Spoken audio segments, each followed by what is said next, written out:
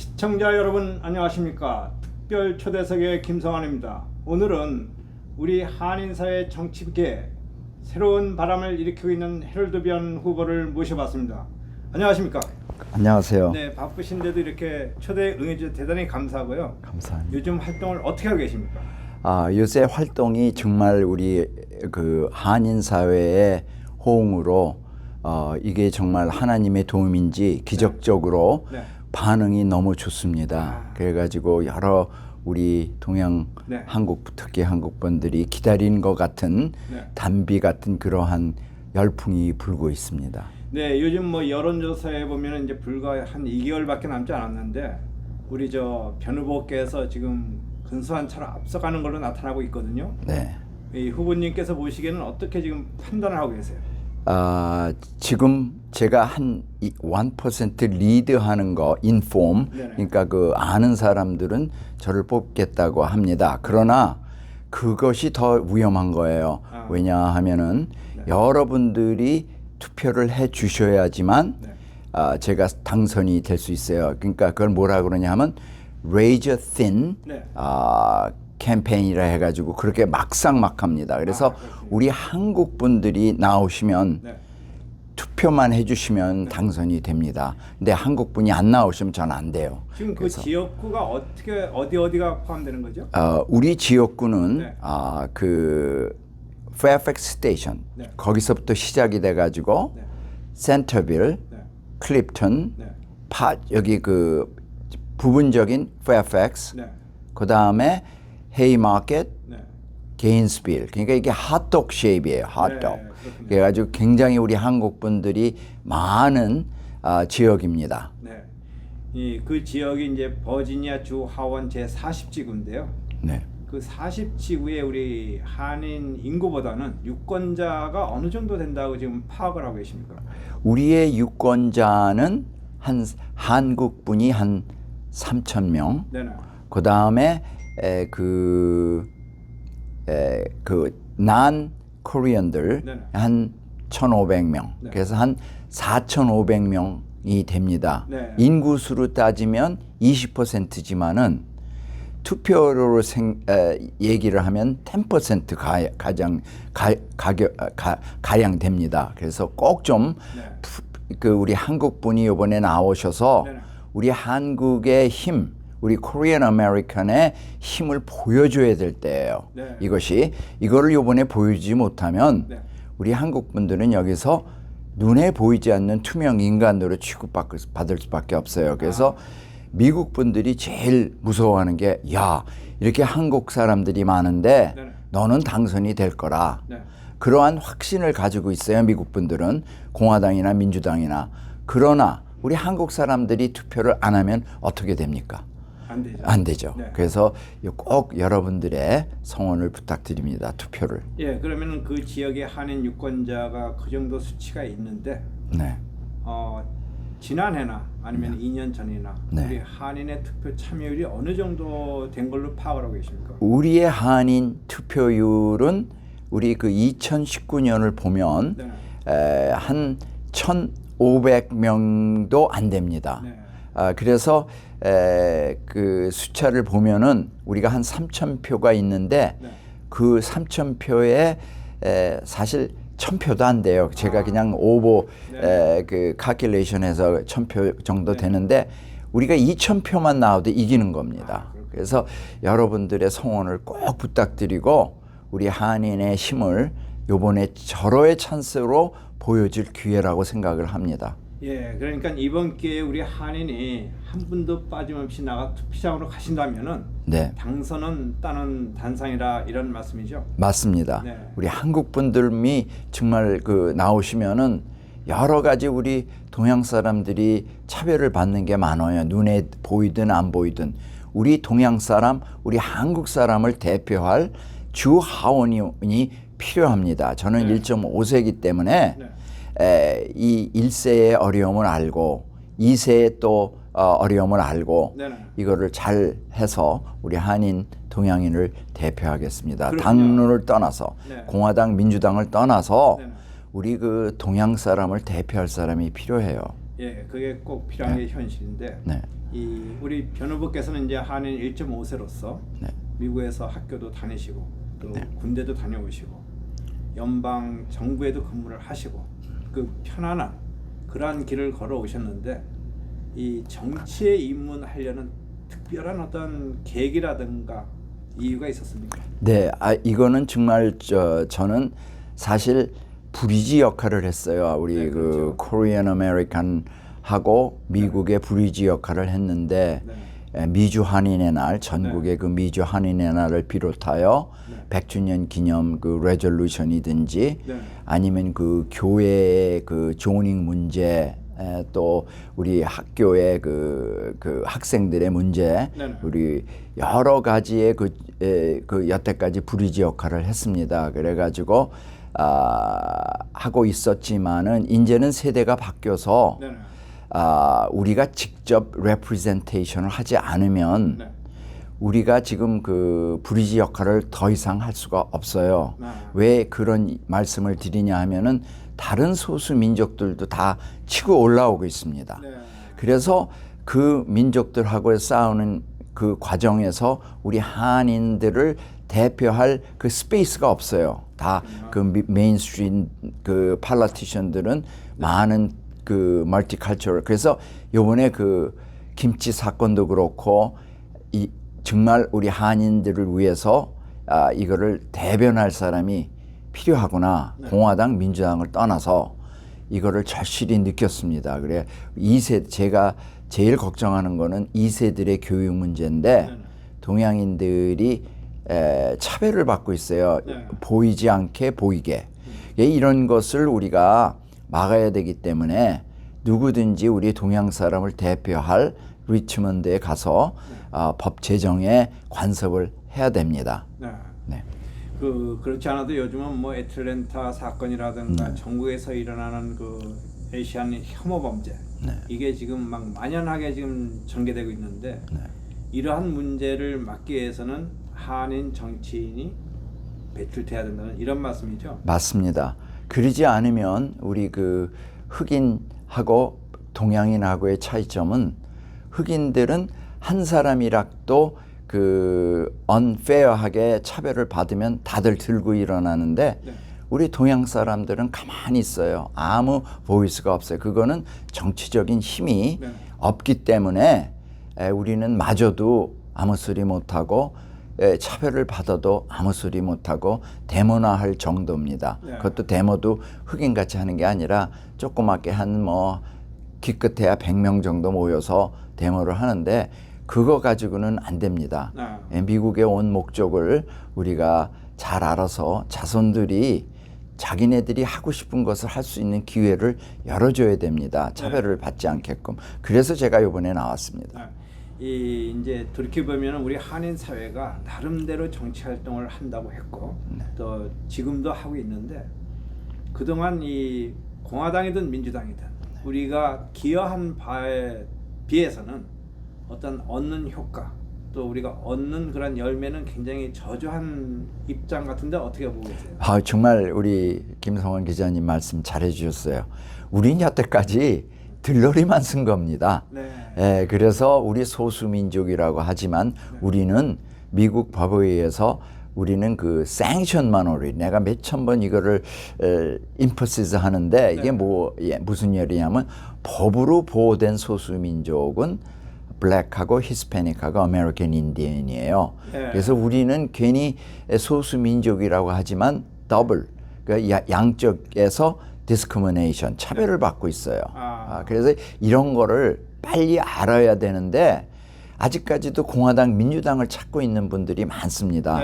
그래서 우리는 그 단계가 아니고 2세들을 위해서 뭘 바탕을 만들어 놓고 1세들이 가야지 괜히 그냥 뭐 민주당 해가지고 공화당 해서 우리 동양 사람들의 그 이익을 대변해 줄 사람을 뽑지 않으면 이거 아무 소용이 없어요. 그래서 제가 이번에 나왔습니다. 그러면 우리 이제 후보께서 리치몬드에 입성을 한다고 가정을 하면은 네네. 어떻게 그 대변을 어떤 방법으로 하시며 어떤 권익을 어떤 방법으로 찾아오시겠습니까? 그렇죠. 많은 방법이 있습니다. 제가 아직 그 주 하원이 되지 못해서 그렇지만은 그 주 하원은 그 주를 대표하는 장소입니다. 그렇죠. 그래서 거기에 대한 버젯이 많아요. 노인들도 보면은 여러 가지 그 헬스 혜택이든지 그런 거에 말로만 그렇지 공화당 민주당 한 게 없어요. 우리 동양 그렇죠. 사람들한테. 그거를 비롯하여 교육 문제든지 네. 이번에는 또 민주당 쪽에서 그 SAT 스코어라고 그 칼리지 그 그렇죠. 인슈런스의 그 프로그램이 없어지고 어드밴스 칼큘러스나 어드밴스 그 미분 적분이라고 하죠. 한국에는 그게 아마 중학교 때 그게 mandatory 그 해야 되는데 여기는 optional 아이템이에요. 그걸 없애버린다 합니다. 그러면 우리 동양 사람들은 보통적으로 저도 어렸을 때 여기 와가지고 영어하고 수학을 했지만은 그 수학 점수 때문에 제 GPA가 올라갔습니다.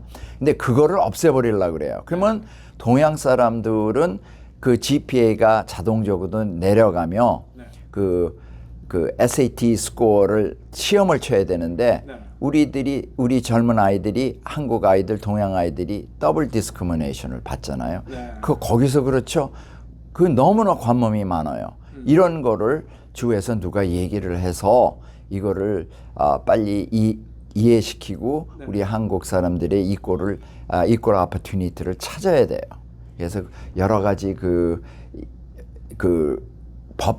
법안을 제정하겠습니다. 예, 이제 그 지역구 선거 운동장으로 들어가 보겠습니다. 네. 그 현재 그 현역인 민주당의 댄 헬머, 네, 이분이 2년 전에 네, 사실 어찌 보면 공화당의 거물이라고도 할 수 있는 네. 팀 휴고를 네, 꺾었거든요. 그렇죠. 그건 어떤 이유로 댄 헬머가 승리를 거머쥐었다고 생각하십니까? 그거는 참 제가 이거를 하면서 느낀 게 있는데 제가 모르던 정치를 하면서 브리지 역할을 했지만 모르는 게 있었습니다. 그게 모르는 게 있었냐 하면은 우리 공화당하고 민주당하고의 차이점은 민주당은 그 유니언들이 대단해요.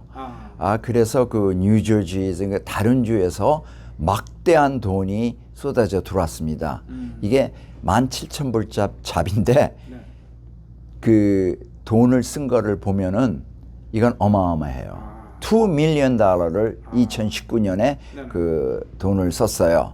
그래서 우리 공화당에도 돈을 썼지만은 그 당시의 여건이 그 트럼프 대통령의 트럼프 대통령에 대한 그러한 그 네거티브 이미지 때문에 괜히 그냥 그 고래 싸움에 새우 등 터진다는 한국말대로 그 이유 때문에 이렇게 됐습니다. 그래서 요번에 제가 굉장히 그 반응이 좋은 거는 공화당으로서 저는 아주 중도로서 여러 가지 여러 사람들을 포용할 수 있는 그러한 실력을 증명했다고들 그래요. 그래서 내가 그렇습니까? 그렇게 하지만은 제가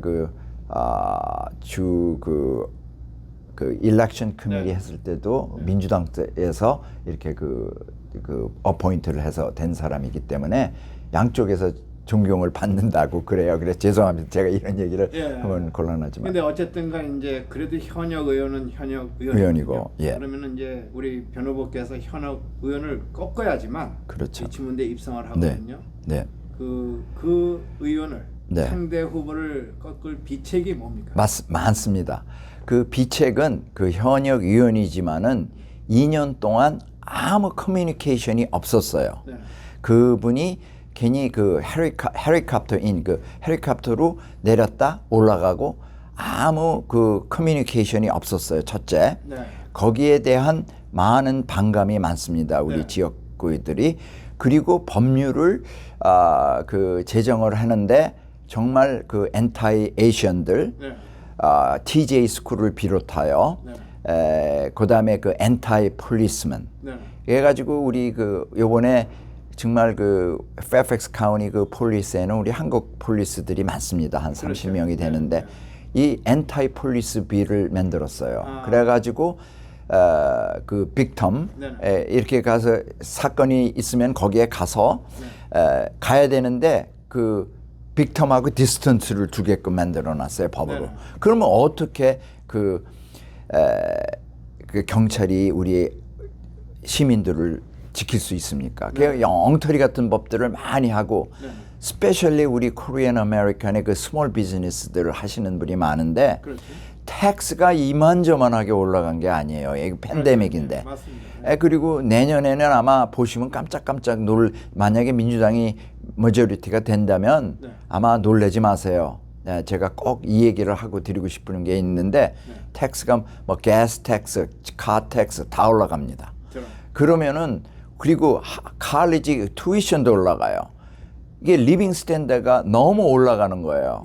그때 그 후회하면은 안 됩니다. 그래서 우리 공화당은 그런 거를 정말 사람들을 위해서 한번 두고 보십시오. 그래서 제가 말씀드리고 싶은 거는 2년 동안 민주당에서 해서 아무것도 우리한테 혜택된 게 하나도 없고 삶이 더 어려워졌어요. 그래서 2년 후에 제가 또 이런 말씀을 드릴 거예요. 그러지 않으면 꼭 약속을 지켰는지 그때 심판을 하십시오. 물론, 2년 후에. 예, 그래서 이제 우리 한인 사회 입장에서 볼 적에는 그 댄 헬머 현 의원의 그 어떤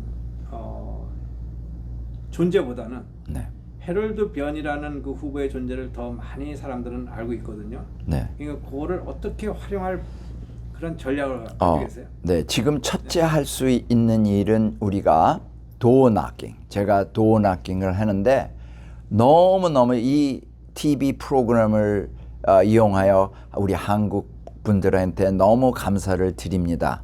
제가 도어 낙킹을 할 때 너무너무 감명을 받았어요. 막 비가 오고 눈이 오고, 눈이 오는 게 아니라 비가 오고 이 뜨거운 날씨에 고생한다고 어떤 분은 그 물을 또 주시고 게러레이드도 주시고 응원한다 그러고 야사인을 붙이라 하고 그게 너무너무 아주 좋은 반응을 받아가지고 미국 분들 얘기가 정말 우리 지역의 그 야사인은 여기 연방 정부 상원 하원 주하원을 다 통틀어서 그렇게 많이 우리 해롤 파이언 사인을 본 게 없다고 그러한 그 이메일을 받았습니다. 그렇군요. 예, 그래도 뭐니 해도 선거하면은 아직까지도 그 돈과 조직을 무시할 수는 없거든요. 그럼요. 지금 그 부분에 대해서는 어떻게 준비가 되고 있습니까? 아주 정말 김성원 기자님은 정말 좋은 질문을 이렇게 또 딱딱해 주셔서 감사합니다. 우리가 지금 하고 있는 거 버젯이지만은 정말 여러분들이 개인으로 돈을 정말 이런 역사적에 많은 도움을 받았어요. 우리 한국 분들 첫째. 둘째는 우리 그 주하원 카커스 그룹이라고 있어요. 그래서 그분들이 여기는 대단하다. 우리 지역이 버지니아에서 넘버 1 recoverable. 그러니까 이게 플립할 수 있는 지역이다 해서 자원을 대주고 있어요. 그래서 그 애버타이즈 하는데도 그렇고 여러 많이의 도움을 받고 있습니다. 그러나 더욱 중요한 거는 우리 그 다른 그 단체들이 보다도 우리 그 개개인이 우리 한국 분들이 돈을 주셔가지고 그거를 보고 미국 분들이 놀랐어요. 그래가지고 더 돈이 많이 들어오고 있습니다. 그래서 그러한 그 버젯으로 그렇고 또 역사상 처음으로 전직 그 상원 의원, 전직 가버너, 두 가버너, 전직 하원 의원들이 탐 데이비스를 비롯하여 조지 알렌, 전직 가버너 밥 맥도널드, 그다음에 프랭크 울프, 바버라 캄스탁, 아주 그냥 전직 그 국회의원인 그런 분들이 인도수를 해서 더 깜짝 놀랍니다. 그래서 이게 정말 제 덕이 아니라 하나님의 뜻인지도 모르지만은 우리 한국 분들이 응원을 해주셔서 그러한 결과를 낳았다고 저는 봅니다. 예, 그러니까 물론 한인 사회뿐만 아니라 주류 사회 전개에서도 전폭적인 지지가 지금 이루어지고 있는데 그 지지에 보답하는 의미에서도 무조건 승리를 해야 된다고 생각하지 않으십니까? 무조건 이거를 하지요. 그러지 이게 정말 그 절대 이긴다고 확신을 하고 이것은 절대 이겨야 되는 그러한 전쟁이기 때문에 꼭 우리 한국 분들이 투표를 해주셨으면 대단히 감사하겠습니다. 예, 우리 그 한인 유권자가 이제 투표를 하기 위해서는 이제 본 선거 투표도 있지만 사전 투표도 있지 않습니까? 그죠? 그렇죠. 그건 어떻게 지금 진행이 되겠습니까? 네, 사전 투표는 요번에 그 이상하게 9월 17일서부터 시작이 됩니다. 아, 그 9월 17일 근데 그 장소는 가버먼트 센터. 아, 그러니까 페어팩스 카운티 그 12,000 네네. 가버먼트 센터에서 9월 17일서부터 8시 30분부터 5시까지 투표를 하실 수 있고 10월 21일부터는 네네. 우리 그 센터빌 리저널 라이브러리 우리 네. 그 어디냐 하면은 그 롯데 그 앞쪽에 보면은 그 도서관이 있어요. 네, 네, 네. 거기에서 8시 30분부터 5시까지 그 투표를 할 수 있습니다. 네. 그리고 저쪽 그 게인스빌에 있는 분들도 그 게인스빌 그 라이브러리가 있어요. 거기서 또 10월 21일부터 투표를 할 수 있어요. 꼭 그래서 그러니까 여러분들이 그 사업하시는 분이 많기 때문에 11월 2일 날 투표를 못 하시는 분이 많아요. 아이고 네. 이거 저 트래픽에 걸려서 못했다 그렇게 하지 마시고 일찍 아주 좀 투표를 해주시면 사전 투표 네. 가버먼트 센터에서는 9월 17일 그 세나빌 그 라이브러리에서는 그러니까 네. 도서실에서는 네. 10월 20일 꼭 잊지 마시고 투표를 해주시면 감사하겠습니다. 네. 이제 그 마지막으로 저희 시청자나 네. 우리 동포사회 한인들에게 네, 당부의 말씀이나 네. 인사 말씀 있으면 한 말씀 하시죠. 네, 감사합니다. 정말 이러한 기회를 만들어 주셔서 감사하고 제가 이 폴리틱을 뛰는 이유는 제가 어렸을 때 왔지만은 저도 사실 그 한국 사회를 모르고 살았었습니다. 네. 얼리 티네이저에는 그런데 저의 그 뭐라 그러냐면 우리 그 코리안 아메리칸 헤리티지를 저는 긍지를 가지고 정체성을 가지고 네. 2세들이 계속해서 미국에서 네. 정말 그 대통령 같이 할 수 있는 그러한 기반을 만들려고 노력을 하고 있습니다.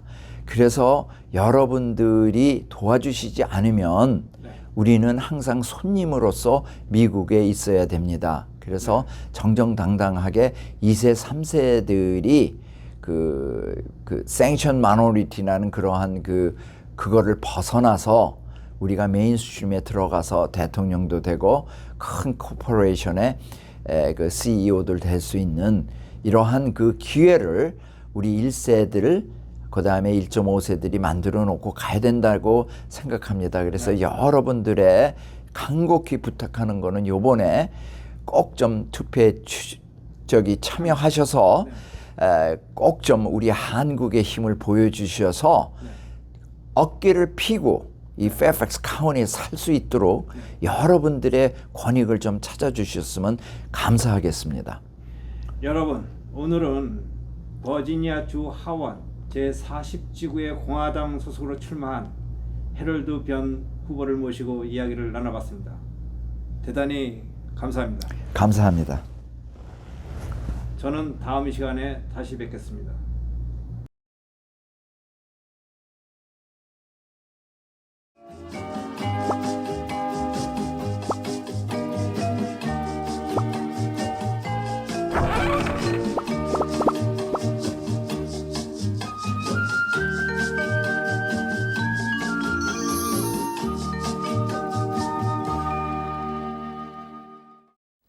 할렐루야, 성경적인 자녀교육 황경애입니다.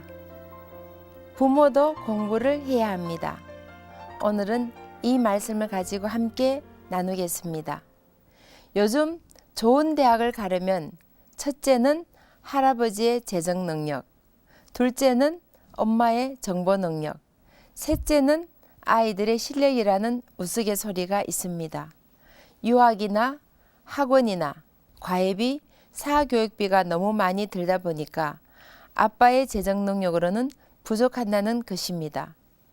그리고 요즘은 정보 시대이다 보니까 엄마의 정보가 뒤지면 뒤떨어진다는 것입니다. 그 다음이 아이들의 실력이라는 가슴 아픈 현실입니다. 물론 아버지들은 사회 활동을 많이 하시니까 꾸준히 공부도 하시고 많은 정보를 접하게 됩니다. 그러나 우리나라 사회 구조적으로 아버지들은 사회생활에 바쁘시다 보니까 자녀 교육에 많은 시간을 할애하지 못합니다. 정보를 알아도 정보가 잘 전달되지 못합니다. 무조건 엄마들에게 모든 책임을 전가시키고 아이들이 잘못하면 윽박 지릅니다. 미국에서처럼 아버지 분들께서도 자녀 교육에 적극 참여하시면 더 좋은 효과를 나타내리라 믿습니다. 어머니 분들도 공부를 해야 합니다. 시대의 흐름을 알기 위해서 정치, 경제, 사회, 문화, 예술 등 다방면의 공부를 해야 아이들과 대화가 됩니다. 아이들이 좋아하는 노래가 무엇인지, 최근 영화가 무엇인지 그 정도는 알아야 할 것입니다. 너무 정보에 뒤지면 아이들이 엄마를 무시하고 대화를 하지 않으려고 합니다. 그래서 자신의 실력을 갖추고 자신만을 가꾸는 취미생활도 필요합니다. 너무 자녀 교육에 지치다 보면 자녀들에게 좋은 영향을 공급하지 못하고 매사에 짜증이 나고 스트레스를 아이들에게 풀게 됩니다. 우리 부모는 하나님의 자녀를 키우고 있고 하나님의 기업을 키우고 있기 때문입니다. 그러려면 내면의 실력을 키워야 합니다. 영적인 실력뿐만 아니라 자신을 갖고야 자존감이 높아집니다. 아이들과 남편에게 당당해질 수가 있습니다. 많은 어머니들이 똑같이 대학을 나왔음에도 불구하고 실력이 점점 쇠퇴하고 자존감이 떨어져서 그 분풀이를 아이들에게 하는 경우를 많이 보게 됩니다. 어머니도 영양을 공급받아 에너지가 넘쳐야 아이들에게 흘러보낼 수가 있는 것입니다.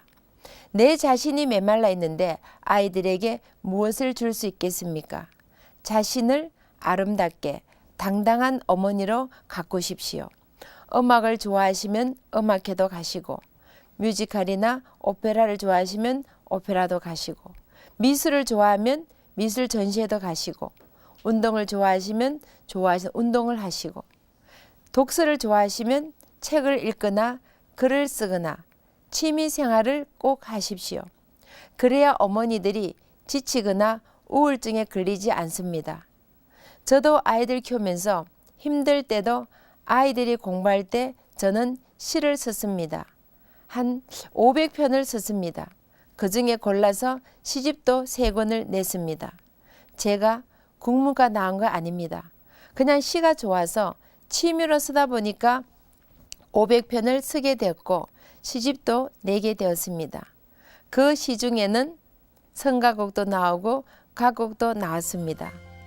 내 영혼 깊은 곳에라는 성가곡과 청보리밭이라는 가곡이 제가 직접 작사한 곡입니다.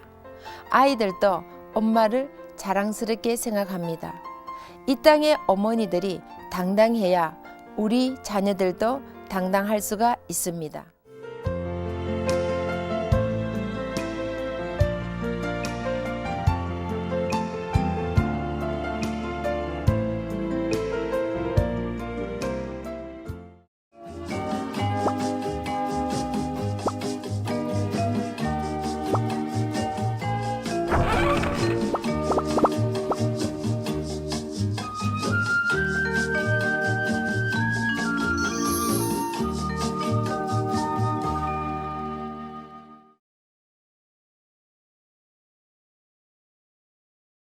여러분 안녕하십니까. 백세 건강의 김성환입니다. 오늘은 상해 중의원의 박재선 원장님을 모셔봤습니다.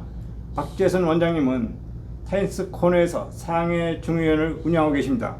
안녕하십니까. 안녕하세요. 네, 바쁘신데 초대에 응해주셔서 대단히 감사하고요. 영광입니다. 네, 요즘 100세 시대죠.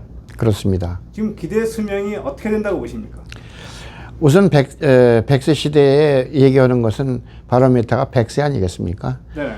100세 이상인 분들이 2020년입니다. 약 한 1년 반 전 건데 네. 2020년 통계, 유엔 통계입니다. 통계에 의하면은 한국의 100세 이상을 사시는 분들은 네. 약 한 2만 명, 네. 미국의 100세 이상을 사시는 분들은 5, 6만 명이 된다고 보고가 되어 있습니다. 네. 그런데 100세만 기준으로 할 게 아니고 90세 이상, 네. 참 연세가 많으신 분들이죠.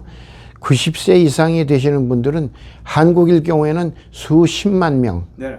미국 분일 경우에는 100여만 명이 넘습니다. 네. 그러면은 이제 뭐 작게는 90세고 많게는 100세에서 110세가 되는데 이 시대에 살 때 우리가 해야 할 점이 뭐라고 합니까? 오래 사는 게 하질 않지 않습니까? 네. 오래 사는 것보다 네. 어떻게 사느냐, 네. 그 다음에 또 즐기면서 네. 살 수가 있겠는가, 네. 아니게 되면은 사회에 민폐가 되지 않고 네. 스스로 뭔가 도움이 돼가면서 살 수 있겠는가, 네.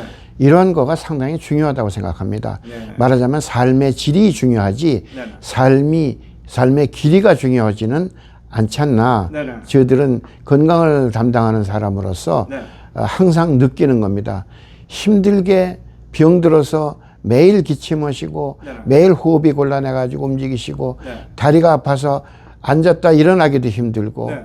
누웠다가 일어나기가 힘들어서 아주 고통스럽게 하루를 보내시는 분들이 있거든요. 네. 또 저희들 같은 그 병원을 찾는 이 환자분들은 차라리 내가 이렇게 살고 싶지는 않다. 네.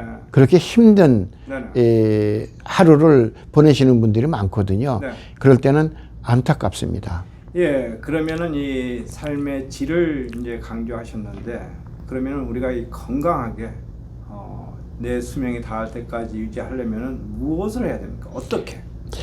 가장 기본적인 것은 어렵지 않게 생각하시는 겁니다. 네네. 첫째, 음식, 네. 맛있는 거, 또 손에 닿는 거, 네네. 쉬운 거, 네. 맛있게 드십시오. 네. 작지만은 맛있고 달게 드십시오. 네. 두 번째는 쉬십시오. 네. 연세가 드신 분들은 대부분 저녁 때 잠을 자기가 어려우니까 네네. 낮잠을 안 주무시라고 합니다. 네. 낮잠을 안 자려고 노력하면은 그게 몸에 부담을 갖게 됩니다. 그러니 식사 후 아니면 쉬고 싶을 때 그때 오후 2시고 3시고 30분이고 1시간 동안 쉬십시오. 네. 또 저녁 때 너무 밤잠이 없어질까봐 8시, 네네. 9시에 억지로 주무시라고 네. 하지 마시고 편안하게 네. 11시면 어떻습니까? 괜찮습니다. 12시면 어떻습니까? 그것도 괜찮습니다. 편안하게 주무시고 물 한 잔 드시고 저희들이 권유하는 것은 영국 같은 경우에는 노인분들이 주무실 때 네네. 머리맡에다가 초콜릿, 조그만 초콜릿을 한 개씩 놔드렸습니다. 네네. 물과 함께 초콜릿을 드시고 주무시게 되면 아주 단잠을 주무실 수가 있을 겁니다. 초콜릿 많은 게 아니고 네네. 이 손마디에 한 마디 정도의 조그만 입에 딱 넣고 녹일 만한 그런 양의 초콜릿이 되십니다. 그렇게 하시고 그 다음에 우리가 이 연세가 드실수록 자꾸 처지세요. 네네. 앉아 계시려고 그러고 누워 계시려고 그러고 그다음에 저기 하다 보니 그 몸을 생각하게 하다 보니까 무슨 그 어떤 짐에 나가서 운동하려고 그러고 네네. 자전거 타려고 그러고 이렇게 힘든 시간을 짜가지고 힘든 운동을 하려고 생각하시는 분들이 많은데 네네. 그게 오히려 독이 될 수가 있습니다. 그렇게 하지 마시고 네네. 편안하게 집안에서 혹시 양말짝이라도 떨어진 게 있으면 주워놓고 주위에 있는 이 카펫도 조금 버큐물 할 것 같으면 손수 네. 버큐물 하시고 그 다음에 아이들하고 놀고 같으면 아이들하고 같이 그냥 아이들이 놀고 싶은 공놀이도 하시고 그다음에 또 장난감도 같이 노시면서 보내시고 또 시간이 나십니까? 시간이 나시게 되면은 하루에 1시간 정도 아침에 하루에 1시간 정도 저녁에 나가서 그 자녀분들이라든가 아니면 손주분들 아니면 강아지들을 끌고 나가서 부지런히 걸으십시오. 이 유산소 운동을 하다 보게 되면 아주 이 건강한 이 하루 또 건강한 일생을 보내시는데 큰 도움이 될 겁니다. 네. 예, 그런데 이제 그러한 활동 못지않게 또한 중요한 게 음식이거든요. 어르신들이 어떤 음식을 드셔야지만 이 100세 건강을 유지하는 데 도움이 된다고 보십니까? 다행스럽게도 우리 손자분들이 우리와 우리 후대를 위해서 해오던 방식이 있습니다. 바로 발효 음식인데요. 발효 음식은 생각보다 훨씬 과학적이고 훨씬 우리 몸에 좋고 우리 100세라든가 120세까지 사는 데에 큰 도움을 주는 음식들입니다. 특별히 그 음식의 대표적인 음식이 김치, 그 다음에 된장, 고추장, 간장, 청국장 이런 것처럼 일본 사람들도 굉장히 부러워하던 음식들입니다. 거기에다가 우리가 하는 그 육즙이라든가 아니면은 그 마늘 같은 거, 생강 같은 거, 우리 몸에 좋은 보양식들이 가득 들어있는 거가 김치, 그 다음에 된장입니다. 그 된장도 생각하는 것보다 훨씬 좋습니다. 그 된장을 해서 맛있는 생선찌개 같은 거 아니게 되면은 조개찌개, 굴찌개 같은 거 만드셔가지고 부드러운 음식을 마음껏 드십시오. 찬 게 좋으냐, 더운 게 좋으냐 걱정하지 마시고 찬 거 드시고 싶을 땐 찬 거 드시고 더운 거 드시고 싶을 땐 따끈하게 만들어서 더운 걸 드시고 더운 거가 나쁘다고요? 그렇게 믿지 마십시오. 마음껏 드십시오. 그 대신 너무 식탐을 많이 하시지 말고 조금씩 여러 번 드십시오. 예, 다행히도 그러니까 우리 한국 전통 음식이 이 장수를 누리는데 굉장히 큰 도움을 주고 있는데요. 반대로 우리가 이제 어떠한 음식들을 좀 주의를 해야 된다고 보시는지? 일반적으로 매식을 하는 겁니다. 밖에 나가서 사 먹는 경우인데요. 간단한 패스트푸드 같은 거가 전형적인 우리 몸에 좋지 않은 음식들입니다. 젊었을 때 우리가 30대, 40대에서는 능히 소화를 잘 시키는 것도 50대, 60대가 넘어가게 되면 소화를 못 시킵니다. 뜻하지 않게 소화를 못 시킵니다. 대표적인 거가 튀김 음식입니다. 튀김 음식은요, 소화가 잘 안 돼요. 기름도 소화가 안 되고, 그 다음에 또 튀기는데 열작용으로 인해 가지고 이 육질이라든가 이런 이 단백질을 고형화시킵니다. 거기로 해서 그런 음식을 자주 하다 보게 되면 입에서는 좋으나 우리 몸에는 점점 나빠져 가지고 쇠약해지는 길 쪽으로 갑니다. 나쁜 사이클을 돈다고 이거죠. 그리고 우리 특별히 여러분들이 주의하셔야 될 부분이 뭐냐면 그 샐러드, 날 음식입니다. 오이 같은 것도 드실 때 꼭꼭 씹어서 드시지 않으면은 다 밖으로 나갑니다. 소화 안 됩니다. 그 다음에 또 과일도 꼭꼭 씹어서 드시지 않게 되면 밖으로 나갑니다. 그러니까 실질적으로 무슨 음식이든지 꼭꼭 씹어서 또 이 생으로 된 음식들은 피해가면서 드시는 게 좋습니다. 그래야 우리 몸에 도움이 될 겁니다. 그러면은 이제 음식과 더불어 또 하나 이렇게 어떤 운동도 굉장히 건강 관리에 중요한 요소 중에 하나거든요. 연세 드신 분들이 운동을 어떤 방법으로 하는 것이 도움이 된다고 보십니까? 연세 드신 분들은 첫째 운동의 기본 요소 많이 움직이시는 겁니다. 그럼 많이 움직이신다고 그래가지고 짐에 나가서 뛸까요? 그거 오히려 독이 됩니다. 그게 좋지 않아요. 공기도 안 좋고 그거 좋지가 않습니다. 두 번째, 그렇다면은 집에서 자전거 갖다 놓고 집 안에서 자전거 탈까요? 그것도 그렇게 권장할 바가 안 됩니다. 네. 나중에 힘만 들어요. 네. 정신적인 피로감만 옵니다. 네. 그렇게 하지 마시고 하고 싶은 거 그냥 하세요. 네. 제일 좋은 방법은 걷기입니다. 신발 신으시고 가벼운 운동화 신으시고 마음에 딱 맞는 뭐 손주, 딸내미 아니면 며느리 데리고 나가십시오. 나가셔서 1시간이고 30분이고 걸으시다가 땀 쭉 흘리시고 들어오셔가지고 또 그 물 한 잔 시원하게 드시고 편안하게 쉬셨다가 해보십시오. 그러한 간단한 쉽게 돈 안 들이고 하는 것을 한 달만 해보십시오. 네. 생활이 바뀝니다. 얼굴 색이 바뀝니다. 네. 보약 한 제 드신 것보다 낫습니다. 아. 그렇게 약품이라든가 어떤 서플리멘트에 기대시지 마시고 네. 직접 맛있는 거 드시면서 가볍게 나가시면서 쉽고 간단하고 기분 좋고 편안하게 생활하시는 거가 제일 좋습니다. 다시 한번 말씀드리지만 계속해서 움직이십시오. 마당에서 잔디를 깎으십니까? 깎으십시오. 네. 또 그 잡초를 뽑아 볼까요? 뽑아 보십시오.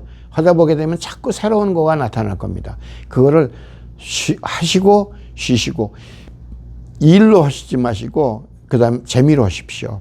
그러다 보게 되면 몸은 저절로 사회 이 자연 친화적이 되고 건강하게 사시게 될 겁니다.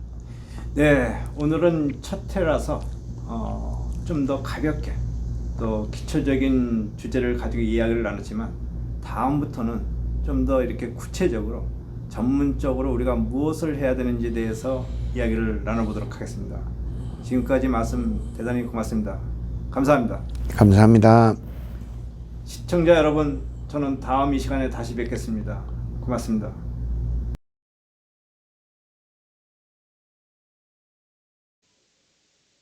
안녕하세요. 성경 히브리서 9장 27절 말씀에 한 번 죽는 것은 사람에게 정해진 것이요 그 후에는 심판이 있으리라 라는 말씀이 있습니다. 오늘은 이 말씀을 가지고 죽음에 대해서 알지 못하는 세 가지 사실들에 대해서 함께 생각해 보려고 합니다. 여러분은 여러분의 죽음에 대해서 잘 알고 계십니까? 전도서 7장 2절에 보면 초상집에 가는 것이 잔치집에 가는 것보다 나으니 모든 사람의 끝이 이와 같이 됨이라. 산자는 이것을 그의 마음에 둘지어다 말씀하고 있습니다. 왜 잔치집에 가는 것보다 초상집에 가는 것이 더 낫습니까? 모든 사람들의 끝이 바로 그 죽음에 이르기 때문입니다.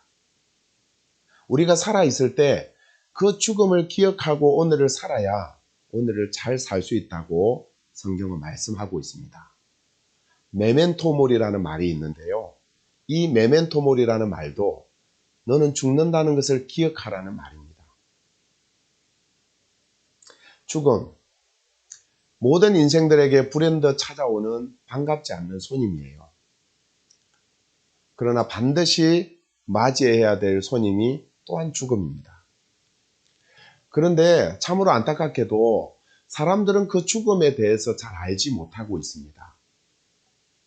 저는 사람들이 일반적으로 죽음에 대해서 잘 알지 못하는 세 가지 사실에 대해서 오늘 함께 고민하려고 합니다. 첫째는 사람들이 자신이 언제 죽을지 잘 모릅니다. 자신이 죽는다는 것을 모두 다 알고 있습니다. 그리고 그렇게 인정합니다. 그런데 자신이 언제 죽을지는 잘 모릅니다. 태어날 때는 순서가 있지만 죽을 때는 순서가 없죠. 나이가 많다고 반드시 빨리 죽는 것도 아니고 건강하다고 해서 빨리 또 죽지 않는 것도 아닙니다. 한문으로 죽을 사자는 저녁 석자와 비수 비자가 합쳐진 단어예요. 캄캄한 저녁에 날아오는 비수처럼 예측할 수 없는 시간에 우리에게 찾아오는 것이 죽음입니다. 성경에서 이 죽음을 마치 배틀의 실과 같다라고 표현을 하는데요. 우리가 배틀의 실을 이렇게 짜다 보면 실이 예상치 못하게 뚝 하고 끊어질 때가 있잖아요. 죽음이 이렇게 불현듯 우리에게 찾아온다는 것이죠. 저는 목사이기 때문에 장례를 종종 집례를 하고 공동묘원에 갈 때가 있습니다. 그러면 그 묘지에 묻혀 있는 분들의 어떤 생년월일 같은 것을 보면요, 저보다 젊은 사람들도 그 묘지에 생각보다 많이 묻혀 있습니다. 언제 죽을지 우리는 아무도 모릅니다. 두 번째, 사람들은 자신이 왜 죽는지 몰라요. 죽음의 방법은 다양합니다. 나이가 많아서 노안으로 죽을 수도 있고요.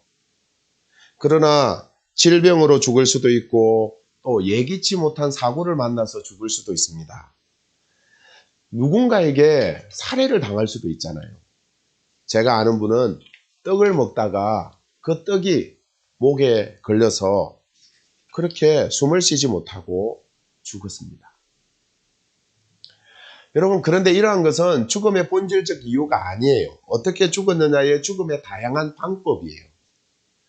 당신이 왜 죽어야 합니까? 성경은 그 죽음의 이유에 대해서 분명히 말씀하고 있습니다. 인간의 죄악 때문이라는 것입니다. 죄의 싹은 사망이요. 죄 때문에 죽는다는 것입니다. 왜 한 사람도 예외 없이 모든 인간이 다 죽습니까? 모든 인간이 한 사람도 예외 없이 다 죄인이기 때문입니다. 이 땅에 태어나서 죄를 짓기 때문에 죄인이 아니라 태어날 때부터 죄인이기 때문에 죄를 짓는 것입니다. 여러분, 갓난 아이들을 보면 욕심을 부리죠. 누구 하나 욕심을 가르치지 않았는데 태어나면서부터 욕심을 가지고 태어납니다. 그들도 죄인이기 때문입니다. 그래서 성경의 다윗이라는 인물은 어머니가 죄 중에서 자신을 잉태하였고 자신이 죄악 중에서 출생하였다라고 고백합니다. 죄가 무엇입니까? 모든 인생에게 사망을 가져다 준 죄가 무엇입니까? 그것은 하나님을 알지 못하고 사는 삶입니다. 자신을 만드신 창조주 하나님을 알지 못하고 스스로 자신이 주인되어 살아가는 삶이 교만이요, 반역이요, 바로 그것이 죄입니다. 창조주 하나님의 말씀대로 살아야 되는데 그 말씀에 불순종하고 내 생각대로, 내 경험대로, 내 마음대로 살아가는 삶이 바로 죄악된 삶이라는 것이죠. 바로 이 죄로부터 다양한 죄들이 열매가 맺힙니다. 교만, 시기, 질투, 엄난, 살인, 미움, 온갖 죄들이 하나님을 알지 못하고 살아가는 인생들, 죄인된 인생들에게 그 죄의 열매들이 맺혀서 우리를 고통스럽게 하는 것이죠. 성경은 이렇게 말씀합니다. 욕심이 잉태한 적 죄를 낳고 죄가 장성한 적 사망을 낳느니라. 이 죄로부터 사망이 들어왔다는 것입니다. 세 번째, 사람들이 자신이 죽고 나면 그 죽음 이유를 알지 못합니다. 흔히 사람들은 죽으면 끝이지, 죽고 나면 무슨 소용 있나, 인생 별 것 있나, 죽기 전에 즐기자, 죽기 전에 누리자, 이렇게 말들 합니다. 그런데 여러분, 죽고 나면 큰 일이 있습니다. 큰 사건이 있습니다. 이것은 죽는 사람들의 모습만 보아도 죽음 이후의 삶이 있다는 것을 알 수 있습니다. 인간은 하나님의 형상으로 지음받았기 때문에 영혼을 가진 존재이기 때문에 영원히 죽지 않습니다. 영원히 사는 존재입니다. 죽음에는 세 가지 의미가 있습니다. 첫째는 영적인 죽음이 있습니다. 마치 나무에서 그 나무 가지가 끊어지면 이 나무 가지가 아직 살아있지만 생명으로부터 끊어졌기 때문에 죽은 것이잖아요. 이 영적인 죽음이 뭐냐 하면 생명이신 하나님으로부터 단절된 상태를 말합니다. 인간의 죄는, 인간의 불순종과 인간의 교만은 생명이신 하나님으로부터 단절시켜 버렸습니다. 하나님으로부터 단절되었으니까 인생들에게는 생명이 없고 어둠과 사망이 들어오게 된 것이죠. 바로 이 죽음이 영적인 죽음이에요. 이 영적인 죽음의 상태로부터 흑암과 사망의 열매들이 인생을 고통스럽게 합니다. 교만, 미움, 원수매점, 시기, 질투, 살인, 분노, 악의, 정죄, 비난, 엄난, 악독, 셀 수도 없는 사망의 열매들로 고통당하며 살아갑니다. 이것이 하나님을 떠난 인생의 모습입니다. 둘째는 육신의 죽음이 있습니다. 제가 읽어드린 히브리서 9장 27절에 한 번 죽는 것은 사람에게 정해진 것이요. 바로 여기에서 말씀하는 죽음이 육신의 죽음입니다. 저와 여러분 모두는 이 육신의 장막집이 무너질 날이 있습니다. 마치 나무에서 끊어진 그 가지가 잎이 말라버리는 것처럼 우리도 언젠가는 육신적으로 죽게 될 것입니다. 모든 인생이 이 육신의 죽음을 맞이하게 되죠. 그러면 육신의 죽음 이후에 끝입니까? 아닙니다. 세 번째 있습니다. 영원한 죽음이 있습니다. 한 번 죽는 것은 사람에게 정해진 것이요. 그 후에는 심판이 있으리라. 바로 여기에서 말하는 심판이 영원한 죽음입니다. 육신의 죽음 이후가 끝이 아니라 육신의 죽음 이후에 영원한 삶이 있는데 영생의 삶이 있고 영벌의 삶이 있습니다. 인간은 하나님의 형상으로 지음받은 영적 존재이기 때문에 영원히 죽지 않습니다. 그런데 그 죄를 가지고 죽으면 영원히 죄의 벌을 받으며 고통 가운데 살게 됩니다. 이게 영벌입니다. 그것이 하나님이 말씀하시는 심판이에요. 그곳에서는 스스로 죽을 수도 없어요. 영원히 그 죄값을 치르며 불 가운데서 고통당하며 살아야 합니다. 그런데 여러분 걱정하지 마세요. 참으로 좋은 소식, 기쁜 소식이 있습니다. 그 죽음에서 건짐을 받아 영원한 생명의 나라로 옮겨질 수 있는 복된 소식이 있습니다. 바로 하나님의 아들이신 예수 그리스도이십니다.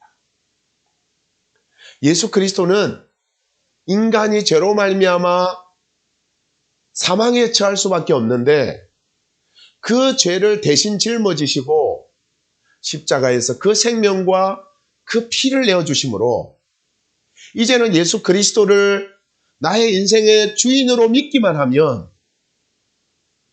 자신의 모든 죄를 하나님께 용서받고 구원받아 하나님의 자녀가 되는, 그래서 천국의 상속자가 되는 영원한 생명의 나라의 백성이 되는 이 놀라운 복을 누리게 되는 것입니다. 여러분 중에는 이런 질문을 하실 분이 계실지도 모르겠습니다. 하나님은 사랑의 하나님이시잖아요. 그러면 모든 인간들 다 용서해 주면 되잖아요. 왜 지옥이라는 곳을 만들어 영원히 벌받게 합니까? 라는 질문을 할 수 있습니다. 충분히 그런 질문을 할 수 있죠. 그런데 여러분이 아셔야 될 것은 하나님은 사랑의 하나님과 동시에 하나님은 공의의 하나님이십니다. 공의의 하나님이심이라는 말씀은 하나님은 죄의 값을 반드시 치르게 하시는 하나님이시라는 거예요. 제가 하나 예를 들어보겠습니다. 어떤 나라에 임금이 있었습니다.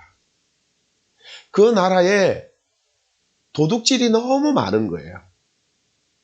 도둑질이 너무 많아서 나라가 제대로 세워지지 않습니다.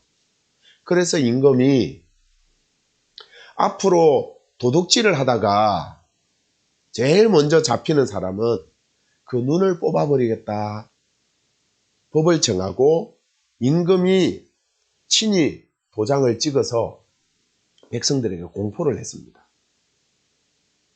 그런데 제일 먼저 도둑질하다가 잡힌 사람이 누구냐? 임금의 하나밖에 없는 아들이었습니다. 여러분 어떻게 해야 합니까? 도둑질하다가 제일 먼저 잡힌 사람은 눈을 뽑아버리겠다고 법으로 공포했으니 눈을 뽑아야 하잖아요. 그런데 임금에게 자신보다도 더 사랑하는 하나밖에 없는 아들이 그 죄를 지었습니다. 여러분 어떻게 해야 돼요? 그냥 용서해 주면 되나요?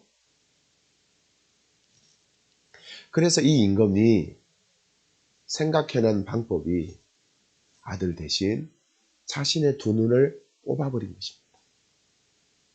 죄의 값을 치루어야 하는데 그 죄의 값을 자신의 눈을 뽑음으로 치르고 아들을 살려준 것이죠. 바로 이것이 예수 그리스도의 십자가의 사건입니다. 죄로 말미암아 우리 모두가 심판받아 영원한 행벌에 떨어져야 되는데 하나님께서는 우리를 사랑하셔서 하나밖에 없는 독생자의 생명을 십자가에 우리 대신 내어주심으로 그 죄값을 치르게 하신 다음 이제 예수님을 주로 믿고 하나님을 사랑하고 섬기면 그 모든 죄에서 자유함을 받아 하나님의 자녀가 되는 이 영생의 복을 주셨다는 것입니다. 로마서 6장 23절입니다.